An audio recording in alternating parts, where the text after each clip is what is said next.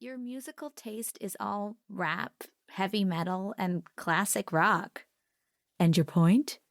A dance generally involves dancing, Reese explained. That would be pretty hard to do with the kind of songs you like. Miss Fernandez? Follow-up question, said Isaac. Do I actually have to go to this dance? Yes, Isaac, Miss Fernandez said with a sigh. As the student council president, you are definitely expected to attend. Isaac thought for a moment. Well then, I will still volunteer to be the DJ. Someone else can figure out the playlist, and I'll just be my usual charming and funny self. Jenna tapped her clipboard. Okay, fine. But can we get back to this list? We only have 6 weeks to get all of this organized. 6 weeks is almost 6 weeks more than we need, said Isaac. You worry too much. Well, next week is spring break, Jenna said. And some of us won't be around.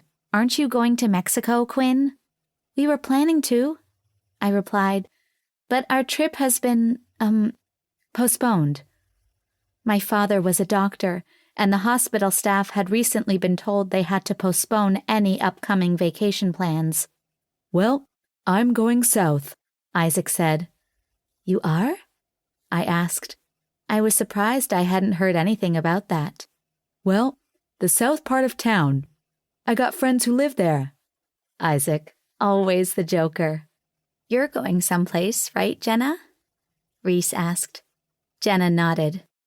We're going to visit my aunt and uncle in California for a few days. My cousin is getting married, and it's a big family reunion. We leave tomorrow morning. Wait, you're skipping a day of school? Isaac asked. I think that is inappropriate. He was doing a perfect imitation of our principal. School is very important, young lady. Everybody, including Miss Fernandez, laughed. Just then, Mrs. Reynolds appeared at the classroom doorway. Everybody instantly stopped laughing. I was pretty sure we were all afraid she'd overheard. Good afternoon, Mrs. Reynolds, Isaac sang out. Always a pleasure to see you. Mrs. Reynolds narrowed her eyes, and Isaac dropped his to his desk.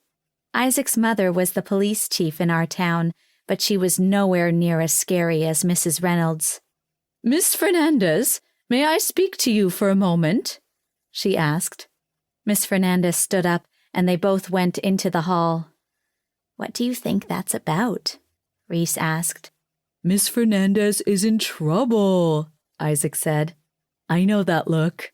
I highly doubt that, Isaac, I replied. Geez, the guy would say anything for a laugh. But when Miss Fernandez came back into the room, she did look like she had gotten into trouble. That seemed serious, Isaac commented. It was. It is.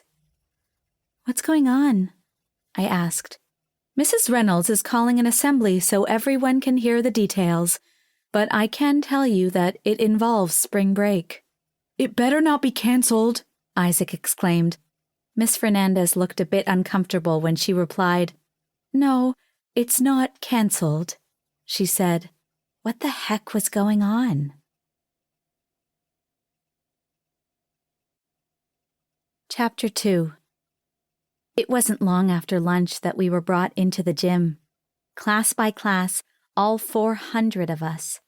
As 8th graders, we got the benches in the back. The 7s were on the floor in front of us, the 6s in front of them, and then the 5s right in front of the stage. I watched a couple of 5th graders settling onto the gym floor. They looked so young. It was hard to imagine I was ever that small. The start of 5th grade seemed like a lifetime ago. Now we were at the other end of middle school. In 3 months, our time here would be over, and we would all be going off in different directions and to different high schools. A few 8th graders were even moving away after the school year ended. Mrs. Reynolds came onto the stage, followed by our vice principal, and then Isaac and Jenna. As student council president and vice president, they typically sat up there during assemblies. Isaac waved at the crowd as he crossed the stage. There was nothing he liked better than an audience.